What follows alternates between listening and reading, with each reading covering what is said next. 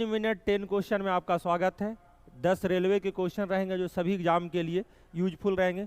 तो आज से ये सीरीज हमारा स्टार्ट हो रहा है। तो चलिए हम लोग देखते हैं 10 मिनट 10 क्वेश्चन। क्वेश्चन ये है, किसी समचतुर्भुज की एक भुजा 41 सेंटीमीटर है और इसकी क्षेत्रफल 720 सेंटीमीटर है, वर्ग सेंटीमीटर है। तो इसके विकर्णों की लंबाई का योग क्या होगा। समचतुर्भुज की सभी भुजा आपस में बराबर होती है, ये बात आपको पता है। विकर्ण एक दूसरे को 90 डिग्री पे कट करते हैं। और बात किया जाए तो विकर्ण का आधा ये वाला पार्ट, विकर्ण का आधा ये वाला पार्ट, ये भुजा है और ये भुजा दे रहा आपका 41। बात को समझिएगा, एरिया दिया गया है 720 जो विकर्णों का गुणनफल होता है। अगर हम इसे डिटेल में बनाएंगे तो बहुत वक्त लगेगा। क्या हम लोग ट्रिपलेट की ओर चल सकते हैं क्या? हम बोलेंगे सर जो ट्रिपलेट होता है 9, 40, 41 होता है, 9, 40, 41 होता है। अगर हम विकर्ण की बात करें तो विकर्ण ये आधा आधा एक दूसरे को समद्विभाजित किया था, तो 40 का दुगना कितना हो जाएगा, एक विकर्ण 80 और दूसरा क्या विकर्ण हो जाएगा 9, 9, 18, यानी कि 80 × 18 को अगर 2 से भाग दिया जाए तो क्या ये 720 आ जाएगा? जी हाँ, आ जाएगा। यानी कि समचतुर्भुज का जो क्षेत्रफल होता है विकर्णों का गुणनफल y2, ये हमारा काटने पे 720 हो जा रहा है। इसका मतलब विकर्ण हमारा यही है, 80 + 18 98 सेंटीमीटर जो होगा विकर्णों की लंबाई का योगफल होगा, जो क्वेश्चन में पूछा गया है ना। अब चलते हैं हम लोग दूसरे क्वेश्चन की ओर। क्वेश्चन नंबर 2 कह रहा है, यदि एक परीक्षा में 85 में से 40 छात्रों ने 50% से कम अंक अर्जित किए, 85 में से 40 विद्यार्थी, ओके, और 50% से कम अंक प्राप्त करने वालों की संख्या जो पहले दे दिया आपका कितना, 40। 50% से कम अंक प्राप्त करने वालों की छात्र की संख्या कितना दे रहा है, 40 है ना। या उससे अधिक 50% अंक या उससे अधिक अंक प्राप्त करने वालों छात्रों की संख्या से अनुपात क्या होगा। तो भैया 40 लाया है 50% से कम अंक, तो जो रिमेनिंग विद्यार्थी बचेगा 85 - 40 है ना। 85 - 40 कितना होता है, 45। तो 45 विद्यार्थी आपका लाया है ज़्यादा मार्क्स 50% से, है ना, और ये लाया है कम। यही दोनों का अनुपात पूछ रहा है। तो 8 × 5 = 40, 9 × 5 = 45। क्या भैया 8:9 आंसर नहीं होगा? आप बोलेंगे जी सर 8:9 हमारा क्या करेक्ट आंसर है। उम्मीद करते हैं कि आपको ये बात समझ में आ गया होगा। आप बोलेंगे जी हाँ। क्वेश्चन नंबर 3 चलते हैं। कह रहा है यदि ए बी से 80% अधिक है और बी सी से 20% कम है तो ए बी सी का अनुपात क्या होगा। ऐसे क्वेश्चन बनाने के लिए पहला जो आपका अटेम्प्ट होना चाहिए, ए और बी में रिलेशन संबंध क्या है, उसी से हमारा आंसर आ जाएगा। पहले अगर बात करें ए जो है बी से 80% ज़्यादा, अगर ये 100 है तो क्या 180 ये नहीं होगा। रेशियो देखेंगे तो 20 × 180 और 20 × 25 = 100। 9:5 ए और बी में जिसका रिलेशन होगा वही आंसर होगा। देखिए 9 से अगर 5 से काटेंगे तो ये 5 से नहीं कटेगा क्योंकि ये 25 है, ये आंसर नहीं हो सकता। 36 ये नहीं कटेगा। 9 चौका 36 है ना, और 9 ×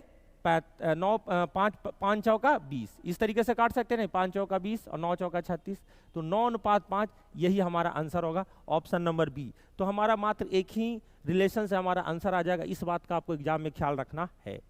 क्वेश्चन नंबर 4, यदि किसी समकोण त्रिभुज का एक न्यून कोण 55 डिग्री है और दूसरा न्यून कोण बताएं। समकोण त्रिभुज 90 डिग्री अगर एक कोण है तो दो न्यून कोणों का योग 90 डिग्री होता है। एक अगर 55 है तो दूसरे का 90 - 55 होगा, डेट इज 35 डिग्री। क्या हो जाएगा, 35 डिग्री इस क्वेश्चन का आंसर होगा। आप बोलेंगे जी सर। क्वेश्चन नंबर अगला अगर बात करें, क्वेश्चन नंबर अगला तो बोला है 200 मीटर और 300 मीटर लंबाई वाली दो रेलगाड़ियां समान दिशा में क्रमशः 100 किलोमीटर प्रति घंटा और 120 किलोमीटर प्रति घंटा की चाल से चल रही है।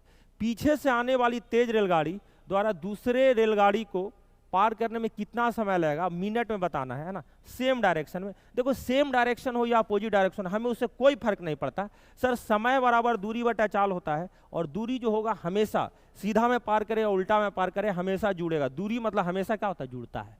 हम बोलेंगे सर 300 + 200 दूरी कितना हो जाएगा, 500। लेकिन सर चाल के लिए आपका सेम डायरेक्शन है, माइनस होता है, तो इन दोनों का जो डिफरेंस होगा वो 20 किलोमीटर प्रति घंटा होगा। इसको मीटर पर सेकंड में चेंज करेंगे तो 5/18 मीटर पर सेकंड। अगर आप काटेंगे तो 20 × 25 = 100, 5 से कटेगा और ऊपर ये जब जाकर गुना होगा तो 90 सेकंड। क्या 90 सेकंड को 60 सेकंड + 30 सेकंड नहीं बोल सकते हैं? और 60 सेकंड 1 मिनट होता है और 30 सेकंड 0.5 मिनट होता है, तो 1.5 मिनट इस क्वेश्चन का आंसर है। आप बोलेंगे जी सर, जबरदस्त क्वेश्चन सर, ऐसा क्वेश्चन लगातार एग्जाम में आता है। Question number 6, 2x² minus 15x plus 28 के मूल्य ज्ञात करें, और ऐसा ऐसा 4 विकल्प है। जैसे ही हम क्वेश्चन को देखेंगे, इसके कोफिशिएंट को इससे मल्टीप्लाई करके देखेंगे कि 28 दूनी 56 लाना है, प्लस 56 लाना है। और 56 कैसे आएगा, तो -15 को किस तरीके से जोड़ घटाव करें कि आपका +56 आए। हम बोलेंगे सर 2 नंबर है सर, एक -7 और दूसरा है सर -8, और -8 एग्जैक्ट वैल्यू निकालने के लिए इसके कोफिशिएंट से भाग देंगे, मतलब 2 से भाग देते हैं। साइन को एक बार चेंज करेंगे, साइन को चेंज करेंगे तो आ जाएगा 7/2 और 8/2। हमें केवल चिन्ह से मतलब है, दोनों क्या होगा, प्लस होगा, यानी दोनों क्या होगा, धनात्मक होगा। तो बिल्कुल हम लोग विद इन द टाइम चल रहे हैं। अगला क्वेश्चन की अगर बात करें तो क्वेश्चन नंबर 7 एनटीपीसी में आया है। अब ध्यान से देखिएगा, बोला गया है कि स्कूल में लड़कों की संख्या लड़कियों की संख्या का अनुपात 3:2 है, पहला स्टेटमेंट। दूसरा, यदि 20% लड़के और 25% लड़कियों की छात्रवृत्ति मिलती है तो कितने प्रतिशत छात्रों को छात्रवृत्ति नहीं मिलती है। अगर आप ध्यान से देखें तो इस क्वेश्चन को बनाने की जरूरत नहीं है। नहीं मिलने वाला की बात किया है, हम बोलेंगे सर 20% अगर लड़का का छात्रवृत्ति मिलता है तो 80% लड़का को छात्रवृत्ति नहीं मिलेगा। आप बोलेंगे जी सर। इसी तरीके से लड़की में अगर 25% को छात्रवृत्ति मिलता है तो 75% को ना मिलेगा सर, यानी कि सर 75% लड़की को भी छात्रवृत्ति नहीं मिलेगा और 80% लड़का को छात्रवृत्ति नहीं मिलेगा। ओवरऑल छात्रवृत्ति नहीं मिलने वाला का जो परसेंटेज होगा, इन दोनों के बीच में ही कहीं ना कहीं लाई करेगा, है ना, इसके बाहर नहीं जा सकता है ना। एवरेज का यही कंसेप्ट है। तो 80 और 75 के बीच में मात्र एक ही ऑप्शन है, ऑप्शन नंबर ए, जो 78% होगा। ऐसा टेक्निक बहुत सारे क्वेश्चन में अप्लाई होता है, एवरेज के बहुत सारे प्रश्नों में। अब बोलेंगे जी सर जबरदस्त। अगला बात किया जाए क्वेश्चन नंबर 8, एक बंद घनाभ की चौड़ाई और ऊंचाई, इसकी 12 सेंटीमीटर की लंबाई की क्रमशः 25% और 50% है। अगर आप ऑर्डर देखें तो लंबाई दिया गया है 12 सेंटीमीटर, और चौड़ाई की अगर बात करें तो चौड़ाई इसका 25% है। 25% 1/4, 12 का 1/4 3 हो जाएगा। अब बोलेंगे जी सर। अगर बात किया जाए इसकी ऊंचाई क्या होगी, तो ऊंचाई सेकंड वाला डेटा है जो 50% दिया गया है, और 12 का 50% 6 हो जाएगा। आपसे पूछा गया संपूर्ण पृष्ठ का क्षेत्रफल। संपूर्ण पृष्ठ का क्षेत्रफल आपको पता है 2 × LB + BH + LH, लेकिन उस फॉर्मूला में नहीं जाना है। आपको क्या करना है, सीधा सीधा ये करना है कि इन दोनों गुना करेंगे 6 × 18, है ना, 12 × 6 = 72, 90 हो गया। 18 72 90, और 90 और 36 126। 126 को अगर 2 से गुना कर दें, क्या 252 इसका आंसर नहीं होना चाहिए। हम बोले जी सर 252 ऑप्शन नंबर ए है सर, है ना। तो इस तरीके से क्वेश्चन हम लोग एग्जाम में सॉल्व करेंगे तभी काम होगा। यदि किसी समषष्टभुज की प्रत्येक भुजा 2√3 सेंटीमीटर है तो समषष्टभुज का क्षेत्रफल ज्ञात करें। इसको निकालना बड़ा आसान है। एक समषष्टभुज में 6 समबाहु त्रिभुज होता है। कितना समबाहु त्रिभुज होता है, 6, और एक समबाहु त्रिभुज का क्षेत्रफल होता है √3/4 × भुजा स्क्वायर। अब बोलेंगे जी सर भुजा स्क्वायर 2√3 है तो 2√3 को 2 बार लिखेंगे। 6 समबाहु त्रिभुज था, 6 से मल्टीप्लाई करेंगे। हम बोलेंगे सर ये 2 दूनी 4, ये कैंसिल हो गया सर, है ना। बात करें सर तो 1√3 का मतलब गुना होगा तो 3 हो जाएगा, और 6 × 3 = 18। अब बोलेंगे जी सर 18 और 1√3 बच गया सर, 18√3 इस क्वेश्चन का आंसर नहीं होगा। आप बोलेंगे जी सर। इस तरीके से एग्जाम में आपको बनाना होगा।